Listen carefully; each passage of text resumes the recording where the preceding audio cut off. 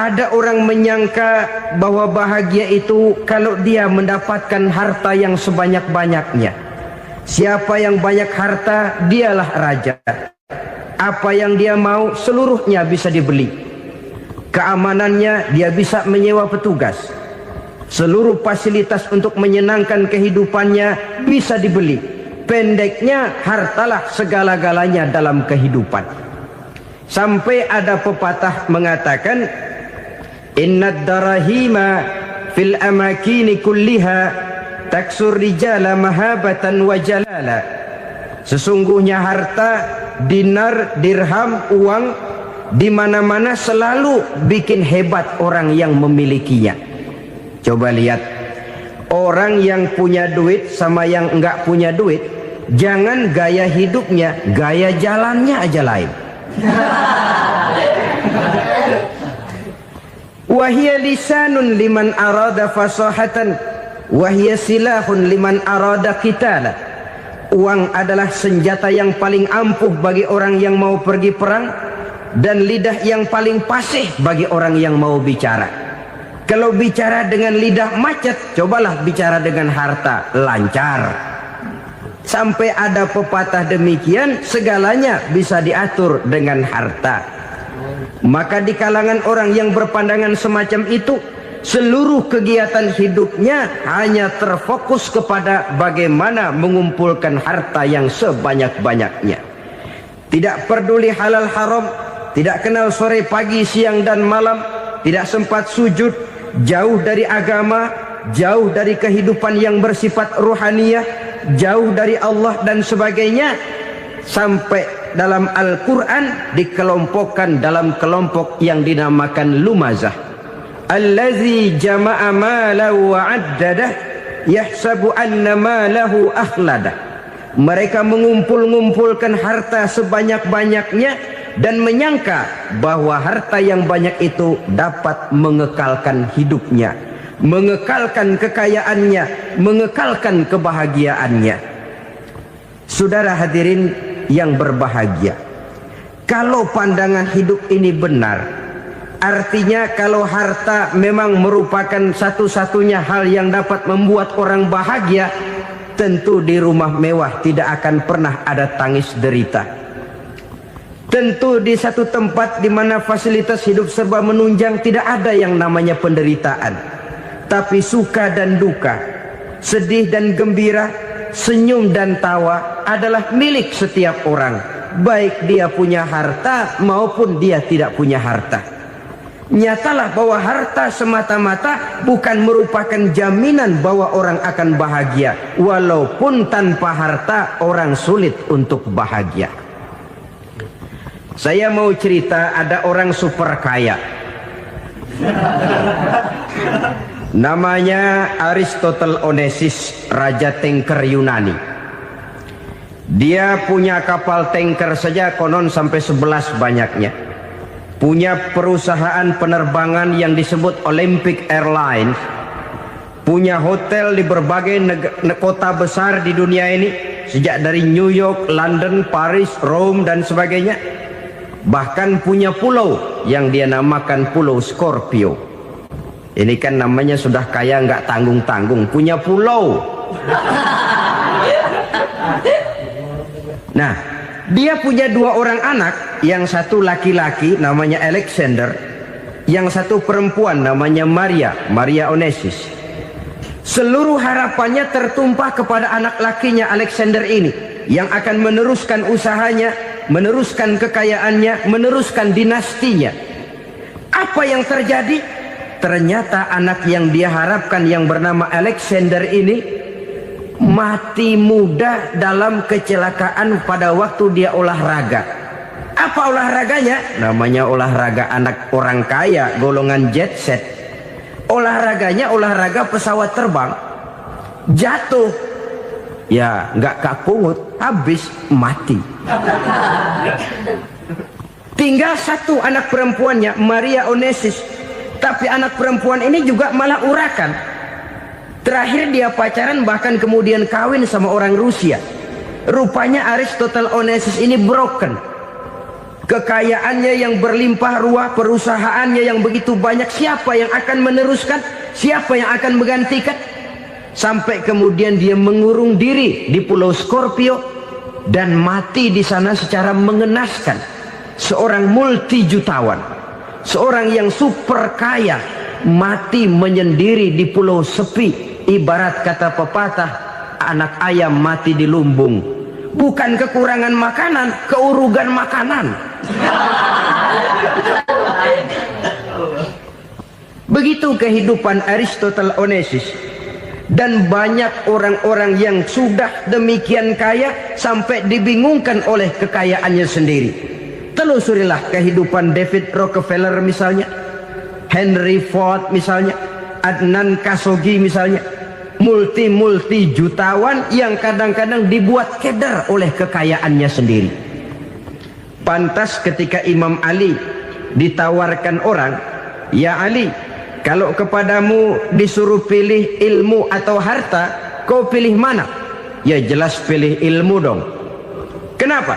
Pertama, ilmu kalau kita berikan kepada orang lain tambah.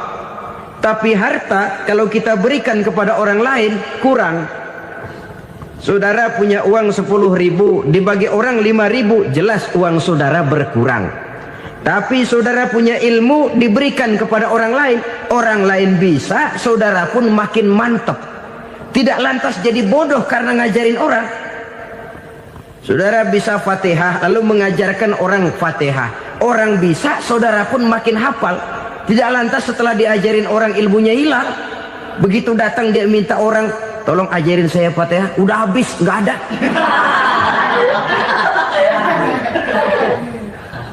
Yang kedua kata Imam Ali, ilmu menjaga kita. Kalau harta kita yang harus jaga. Makin banyak ilmu makin terpelihara diri seharusnya. Tetapi makin banyak harta makin bingung kita jaganya. Sampai kadang-kadang kalau perlu seluruh keliling rumah dipasangi alarm. Belum cukup disewakan anjing besar-besar, pasang di depan pintu, awas anjing galak. Masih belum cukup juga, cari centeng tukang-tukang kepruk jaga rumah. Masih terasa belum aman, padahal rumahnya dikelilingi tembok besar. Di balik tembok ada pintu-pintunya tebal. Di balik pintu itu terbuka masuk kamar, kamar pun ada pintunya, pintunya pun kuat.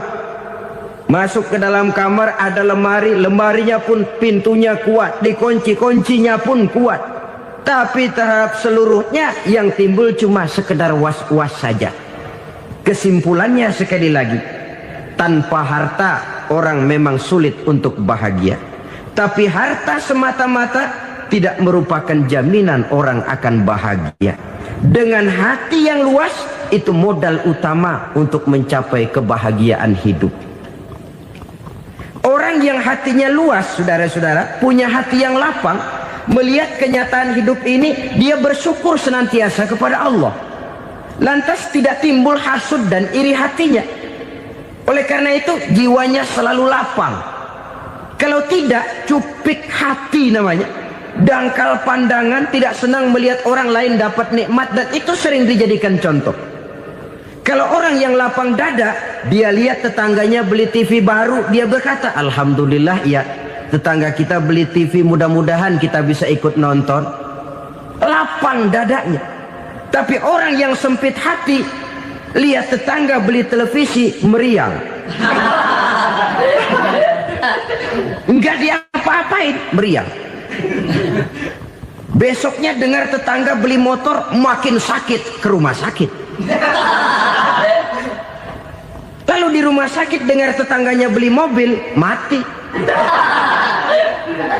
Disiksa oleh perasaannya sendiri. Orang kalau hati sudah sempit dalam hidup, kemanapun dia pergi, sempit rasanya medan kehidupannya. Kemudian kita melihat juga ada orang yang menilai bahwa bahagia itu katanya kalau punya kedudukan yang tinggi, pangkat yang agung, wibawa yang besar. Mungkin betul, tapi mungkin juga tidak. Bergantung kepada hati orang yang punya pangkat itu. Sama dengan harta tadi. Harta akan membawa bahagia kalau dia jatuh ke tangan orang yang berhati lapang. Tapi harta akan jadi bencana kalau jatuh ke tangan hati orang yang sempit. Pangkat akan membawa bahaya kalau jatuh di tangan hati orang yang sempit. Lebih dari itu, kenyataan mengajarkan kepada kita bahwa ternyata pangkat dan jabatan tidak selamanya memberikan kebahagiaan dalam kehidupan. Bahkan resikonya kelewat besar. Beberapa bukti kita bisa ambil dari para pemimpin dunia yang menjadi korban lantaran pangkat dan jabatan yang disandangnya. Saudara ingat Presiden Abraham Lincoln dan John Kennedy dari Amerika? Dibunuh orang. Park Chung-hee dari Korea Selatan, Ziaur Rahman dari Bangladesh, Anwar Sadat dari Mesir, terakhir Indira Gandhi dari India, menjadi korban dari pangkat dan jabatan yang disandangnya dari orang-orang yang tidak senang dia memegang jabatan itu. Dia akan mudah mengundang bencana. Sehingga pantas kalau seorang presiden terkemuka Amerika, Harry Truman namanya, dia mengatakan jabatan presiden itu, kata dia, seperti orang nunggang macan, naik macan. Harus kita taiki, kalau enggak dia bakal nerekam kita. Ngeri katanya. Adapun orang yang hatinya lapang, kalau dia menerima pangkat dan jabatan, dianggapnya itu satu kesempatan untuk berbuat baik. Tapi orang yang berhati sempit, menerima pangkat dan jabatan, bukan kadang-kadang menerima, malah berusaha setengah mati mencapai dengan segala cara. Kalau perlu jilat atas, jilat atas. Jadi golongan sumuhun dawu. Jadi kelompok kulon nuwun, yes sir, yang kerjanya cuma oke bos. Kalau perlu jilat atas, jilat atas. Kalau perlu injak yang bawah, injak yang bawah. Perlu sikut kiri kanan, sikut kiri kanan. Yang penting pangkat dapat, jabatan dapat. Orang yang semacam ini, kalau sudah mempunyai pangkat dan jabatan, biasanya dia tidak menganggap itu sebagai amanah, tidak menganggap sebagai kesempatan berbuat baik, tapi malah kesempatan untuk memperturutkan hawa nafsunya yang dilatar belakangi oleh kesempitan hatinya tadi. Apalagi kalau orang memperoleh pangkat karena banyak mengeluarkan uang. Seakan-akan pangkat dan jabatan itu sekarang macam proyek, pakai tender. Siapa yang berani bayar segini, naik. Nggak berani, minggir. Padahal logikanya, kalau orang mencapai satu jabatan karena banyak mengeluarkan uang, hampir bisa dipastikan bahwa setelah jabatan itu dia pegang, langkah pertama yang akan dilakukannya ialah berusaha bagaimana uang yang dia keluarkan supaya kembali. Ya paling kurang pulang modal dulu dong. Soal mikirin rakyat soal nanti, tapi ini modal harus pulang. Itu celakanya kalau orang memperoleh pangkat dan jabatan cuma karena banyak mengeluarkan uang. Jarang orang yang mempunyai keyakinan dan pandangan bahwa pangkat dan jabatan merupakan amanah. Jadi sekali lagi, pangkat dan jabatan mungkin saja membawa kebahagiaan kalau jatuh ke tangan orang yang berhati lapang. Tapi bisa jadi bencana kalau dia jatuh ke tangan orang yang mempunyai hati yang sempit. Dan lagi-lagi stresnya hati yang lapang.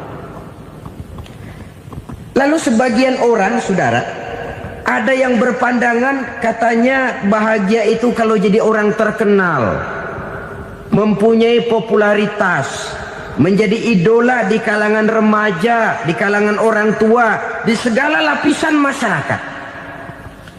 Padahal makin populer orang, makin terikat dia. Ya kalau macam kita ini kan nggak punya nama, nggak populer, tengah malam buta mau nongkrong di warung Tegal aman.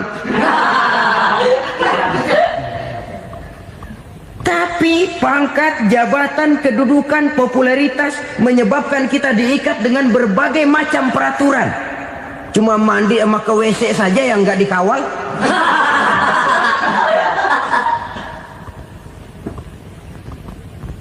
Benarkah popularitas, ketenaran membawa kebahagiaan?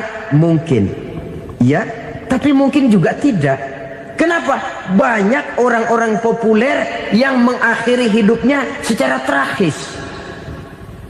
Kita ambil beberapa nama. Di Amerika tahun 60-an ada bintang seksi paling terkenal yang dijuluki seks bom. Bom seks. Sampai sekarang jadi legenda, namanya Marilyn Monroe. Singkatan doublenya itu inisialnya MM, Marilyn Monroe. Terkenal, top, sampai dia mati tahun 62. Namanya sekarang masih saja dibicarakan orang. Kenapa dia bunuh diri? Tidak punya hartakah dia? Banyak. Kurang populerkah dia? Seluruh dunia mengenalnya. Sejak rakyat kecil sampai pejabat tinggi dia punya hubungan. Kenapa? Jenuh. Dia terlahir dalam keadaan yatim. Setelah itu tidak lama dia berangkat remaja, ibunya meninggal. Pindah dari wanita asuh ke wanita asuh sampai 12 orang ibu angkatnya. Dan kekecewaan yang paling parah, setiap laki-laki yang dekat dengannya hanya seperti kapal berlabuh. Datang dan pergi silih berganti. Padahal dia merindukan seseorang yang bisa melindungi hidupnya. Dia rindukan itu dan dia tidak pernah menemukan. Itu yang akhirnya menyebabkan dia minum pil tidur kelewat dosis, minum obat tidur kebanyakan, ya tidur terus sampai sekarang.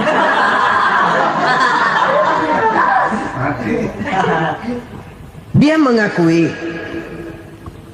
saya telah memiliki ketenaran, tapi saya tidak pernah hidup dalam ketenaran itu. Saya pandai main sandiwara, tapi saya ingin hidup dalam alam yang real sebagaimana umumnya orang. Itu yang dia rindukan. Menyusul jejak yang namanya Marilyn Monroe ini, Billie Holiday, saudara kenal tentu, di rumah sakit dirawat. Dia juga minum obat overdosis, mati lagi. Jimi Hendrix minum obat tidur overdosis kelewat batas, mati lagi. Lalu yang menghanyutkan diri di danau, Janis Joplin dan Brian Jones. Ini orang-orang populer, orang-orang terkemuka yang mengakhiri hidup secara tragis, bukan karena tidak terkenal, mungkin karena sudah saking terkenalnya. Contoh paling belakangan, Bruce Lee. Wah, ini tukang-tukang kepruk tentu kenal siapa dia. Sampai sekarang pun tabir kematiannya masih merupakan misteri. Dan yang masih hidup juga menunjukkan gejala yang aneh. Michael Jackson, rumahnya di Beverly Hills itu dijaga sedemikian rupa, dan dia selalu curiga kepada setiap makanan harus steril, bersih dari segala macam kimia. Kemana dia pergi, itu tukang-tukang kepruk sudah selalu menjaga dan mengawal, dan dia seakan takut menunjukkan mukanya yang asli. Hingga kalau tampil ke tengah di luar show, dia kadang memakai pakaian yang tidak menunjukkan dia yang sebenarnya, takut dikenali orang. Ternyata popularitas sering jadi momok yang meracuni kehidupan manusia. Oleh karena itu, benarlah junjungan kita pada saat beliau mengajarkan orang akan bahagia kalau dia mempunyai hati yang lapang. Nah, sekarang masalahnya untuk mendapatkan hati yang lapang, caranya bagaimana? Kita kembali kepada konsep Quran. Allah mengajarkan, ala inna bidzikrillahi tatmainnul qulub. Ketahuilah bahwa dengan banyak mengingat Allah, hati akan tenang, jiwa akan lapang. Dengan kata lain, dekat dengan agama, merasakan kehadiran Allah dekat dalam hidup. Itu muara pertama untuk mencapai hati yang lapang. Ala inna bizikrillahi tatmainnul qulub. Jangan macam orang sekarang ingin mendapatkan ketenangan lalu tapak di puncak gunung, di gua-gua, di tempat sepi. Iyalah kalau nggak ada ular. Kalau tergigit ular berbisa, ketenangan belum, mati jelas itu. Islam positif untuk mendapatkan ketenangan. Ala inna bizikrillahi tatmainnul qulubi. Bahwa ketahuilah bahwa dengan banyak mengingat Allah, hati akan tenang, jiwa akan lapang, nuansa pikiran akan luas. Karena yang namanya bahagia ada dimanapun manusia berada. Di kampung ada bahagia, di kota ada bahagia, di ngarai, di lembah, di gunung, di hutan, di lautan, di angkasa luar, dimanapun bahagia itu ada kalau kita bermodalkan hati yang lapang ini. Dan hati akan lapang kalau kita dekat dengan agama. Dekat dengan harta buat sementara hati mungkin tenang, tapi ketenangan yang relatif dan temporer. Apalagi orang tiap kali tambah harta, tiap kali tambah rencana. Itu wajar. Mungkin sebelumnya saudara berpikir, kalau punya duit 5.000 enak nih. Begitu punya duit 5.000, aduh sayang kalau 10.000 aja. Tiap kali tambah harta, tiap kali lain rencana. Makin banyak rencana, makin menjauhkan kita dari yang namanya ketenangan. Padahal ketenangan merupakan unsur utama untuk mencapai bahagia. Dan ketenangan itu bermuara dalam hati manusia. Tengoklah kehidupan ini. Orang yang banyak harta dengan orang miskin, berbedakah rasa sakit yang mereka tanggungkan? Rasanya tidak. Walaupun si kaya tidur di kasur empuk berselimutkan sutra mahal, sementara si miskin meringkuk di balai bambu yang keras dan kasar. Apabila maut datang, dia juga tidak pernah pilih bulu. Maut datang menjemput si kaya di singgasana keemasannya, dikelilingi oleh para pengasuh, dayang dan inang serta para pengawal. Dan maut pun datang menjemput si miskin papa, sehingga ia tergelepar di tepian jalan. Kedua-duanya bernama mati. Kalau nyata bahwa sakit yang ditanggung si kaya tidak beda dengan sakit yang ditanggung si miskin, bukan harta semata yang membuat orang bahagia. Hati yang tenang, jiwa yang lapang penuh kedamaian, karena banyak berzikir dan mengingat Allah, itu merupakan modal utama untuk mencapai sesuatu yang bernama bahagia.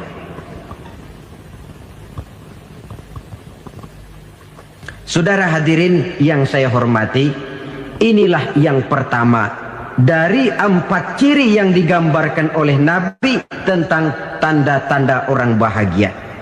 Dan harus berangkat dari yang pertama ini, hati yang lapang. Ini yang harus kita miliki lebih dahulu. Baru nanti akan menyusul kepada poin yang ketiga, kedua, dan selanjutnya. Sebab kalau hati sudah terisi dengan jiwa yang lapang, seluruh persoalan insya Allah akan bisa kita atasi dengan sebagaimana mestinya. Yang kedua sekarang, tanda orang bahagia menurut baginda Nabi, markabun syariah. Orang bahagia itu, kata beliau, punya kendaraan biar cepat asal lancar. Artinya kemana dia mau pergi mudah. Apa maksud hadis ini? Kalau kita kaji lebih dalam, kendaraan itu kan alat transportasi. Transportasi tidak lain adalah usaha memudahkan komunikasi. Pindah dari situ kepada teori bahwa manusia adalah zon political, makhluk bermasyarakat yang tidak bisa memenuhi kebutuhan hidupnya secara sendirian. Kita memerlukan keberadaan orang lain dalam kehidupan ini. Untuk memakai baju saja kita sudah perlukan petani yang tanam kapas, pabrik yang memintal kapas jadi benang, pabrik yang menenun benang jadi kain, sampai kepada mesin jahit, sampai kepada tukang jahit. Itu cuma untuk memakai pakaian saja. Tidak seorang pun di antara kita yang sanggup memenuhi kebutuhan hidupnya secara sendiri. Kita perlu orang lain. Maka kebebasan dalam arti mutlak, kebebasan tanpa batas, itu tidak mungkin ada dalam kehidupan. Karena kita mengadakan yang disebut interaksi sosial. Setiap kegiatan kita tentu melibatkan orang lain. Menurut kita barangkali kita bebas jalan di jalan raya semaunya, tapi orang lain berkendaraan pun merasa bahwa ini ada juga jalan haknya, dan begitu selanjutnya. Oleh karena itu, maksud dari kendaraan yang cepat ini adalah khulata'uhu ma'as solihin. Lingkungan pergaulannya terdiri dari orang-orang soleh. Pergaulannya luas. Kemana dia pergi ada temannya. Kesulitannya ada tempat dia cerita. Dan kesulitan kalau sudah diceritakan kepada orang lain, taruh kata orang itu tidak bisa menolong, namun menceritakannya kepada orang yang kita percayai, kan paling kurang sudah mengurangi beban jiwa, mengurangi tanggungan batin, merasa masih ada tempat kita cerita. Maka lebih baik orang awam yang mau bergaul ketimbang orang setengah alim tapi ngunci pintu. Sebab nantinya akan timbul sikap picik, cupik pandangan, dan tidak luas menghadapi kenyataan dalam kehidupan ini. Namun yang harus kita garis bawahi, pergaulan memang mesti luas. Namun jangan sekali-kali lupa bahwa pergaulan sangat besar pengaruhnya dalam ikut membentuk kepribadian manusia. Sehari-hari bisa kita bilang, kalau kita dekat sama tukang minyak wangi, sekalipun nggak dibagi minyaknya, baunya tentu dapat. Betul? Tapi dekat sama tukang elas, walaupun nggak kena apinya, asapnya mesti kena. Kalau Syauqi mengatakan lebih jelas lagi, man asyaral asrafa asa musyarrafan wa muasyiral anzali ghairu musyarrafin. Awalam taral jildal hakira muqabbalan bisagri lamma sara jildal mushaf. Siapa yang bergaul dengan orang mulia, dia bakal ikut menjadi mulia. Tapi siapa yang berteman dengan orang hina, dia tidak bakal ikut menjadi mulia. Tidakkah kau lihat, kata Syauqi, kulit kambing yang hina pun dicium orang ketika menjadi kantong Quran. Kulit kambing hina, kalau dia sendirian gak ada yang mau cium. Tapi begitu dia bergaul dengan Quran, menjadi kantong Quran, dipakein minyak wangi, ditaruh di tempat yang tinggi, mau diambil dicium dulu, dibawa dengan penuh hormat dan hati-hati. Kulit kambing yang hina lantaran berteman dengan Quran, numpang mujur. Tapi coba lihat kalau kulit kambing berteman dengan kayu, jadi beduk, habis. Zohor dikemplang, asar dipukul. Itu pun sedikit saja, cuma salah milih teman. Yang temennya Quran dihormati orang, yang temennya kayu lantaran jadi beduk, gelap-gelap subuh orang udah kemplangin.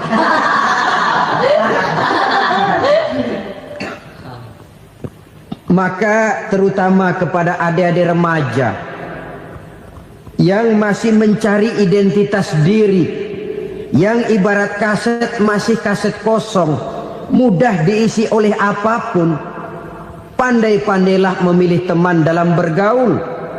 Karena banyak orang yang tadinya baik-baik, ketika terseret dalam pergaulan dengan orang yang tidak baik, kebaikannya menjadi lentur dan luntur.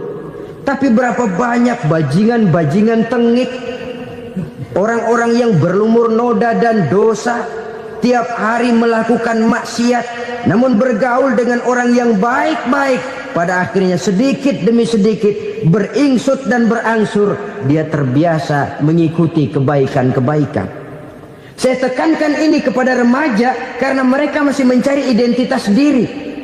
Apa yang mereka lihat mereka mau, apa yang mereka dengar mereka ingin tahu. Coba lihat kehidupan remaja. Pulang nonton film Rambo, pengen jadi Rambo, gagah, maunya belekai melulu. Pulang nonton film Superman, pengen bisa terbang. Pulang nonton India, nyanyi melulu. Wajar, mereka masih mencari identitas diri. Saya ini sebenarnya siapa? Lingkungan, pergaulan akan membentuk itu. Karena itu pandai-pandailah bergaul, karena ia sangat besar pengaruhnya dalam ikut membentuk kepribadian manusia. Apalagi sifat yang jelek lebih cepat menularnya ketimbang sifat yang baik. Sifat yang baik, watak yang soleh itu lambat sekali untuk menular. Tapi yang tidak baik kan prosesnya mah kalau remaja biasanya mula-mula dengar. Karena dengar lalu pengen tahu. Karena pengen tahu lalu ngeliatin. Begitu ngeliatin kan pengen nyobain. Setelah nyobain ketagihan. Nah ini prosesnya. Yang namanya ganja, morfin, narkotik awalnya kan begitu. Mula-mula dengar katanya kalau sudah fly to the sky, sudah melayang ke langit katanya, disitulah puncak kebahagiaan. Mulanya cuma dengar. Karena dengar pengen tahu. Karena pengen tahu lalu ngeliat, kumpul sama orang yang suka ngeganja. Setelah ngeliat, nah pengen ngerasain. Begitu ngerasain enak juga, ketagihan. Kalau sudah ketagihan jadi penyakit kronis, bisa merembet kepada yang lain. Iya kalau orang tuanya mampu untuk beli morfin, beli ganja. Kalau tidak kan pikirannya ngayap, jemuran siapa ya gue sahabat. Timbullah perbuatan-perbuatan negatif yang bermula dari salah pergaulan. Apalagi buat adik-adik remaja yang tinggal di kota-kota besar, yang pengaruh budaya, pengaruh kesenian, pengaruh struktur kehidupan yang nampak makin individualistis, di mana persaingan tajam, tensi ekonomi tinggi, orang mudah mengalami stres. Pandai-pandailah dalam bergaul, sekali lagi karena ia sangat besar pengaruhnya dalam ikut membentuk kepribadian manusia. Orang bahagia punya kendaraan yang cepat, artinya punya pergaulan yang luas, dan lingkungan pergaulannya terdiri dari orang-orang yang soleh. Kemana dia pergi ada teman, kesulitannya ada tempat dia cerita. Tapi kalau sudah menyendiri, hidup sendiri, kesulitan dipikiri sendiri, bisa mati belum waktunya. Tidak ada tempat berbagi rasa, tidak ada tempat bercerita, tidak ada tempat mengurangi beban dalam kehidupan. Pantas betul kalau Islam sangat menggalakkan dan menganjurkan orang kalau sudah sampai waktunya itu untuk melangsungkan nikah. Kata Nabi, ya ma'syaras syabab man istata'a minkumul ba'at falyatazawwaj. Hai para pemuda, kalau sudah mampu memberi nafkah, kawinlah, nikahlah kamu. Kenapa? Sudah ada teman hidup, tempat berbagi rasa. Kesulitan kalau ada tempat cerita akan lebih ringan ketimbang kita telan sendiri, walaupun bobot kesulitannya sama beratnya. Saudara-saudara kaum muslimin rahimakumullah, inilah ciri yang kedua, punya kendaraan biar cepat asal lancar. Kemana kita mau pergi gampang. Dengan kata lain, setelah hati yang luas, pergaulan yang luas. Dua. Yang ketiga sekarang, tanda orang bahagia itu menurut Nabi, misbahun mudhi'un, punya lampu yang terang. Oh, itu enggak problem. Sekarang sudah zamannya listrik masuk desa, Pak. Lampu sudah terang semua. Betul, kalau itu yang dimaksud. Tapi tidak cuma itu. Karena lampu yang dimaksud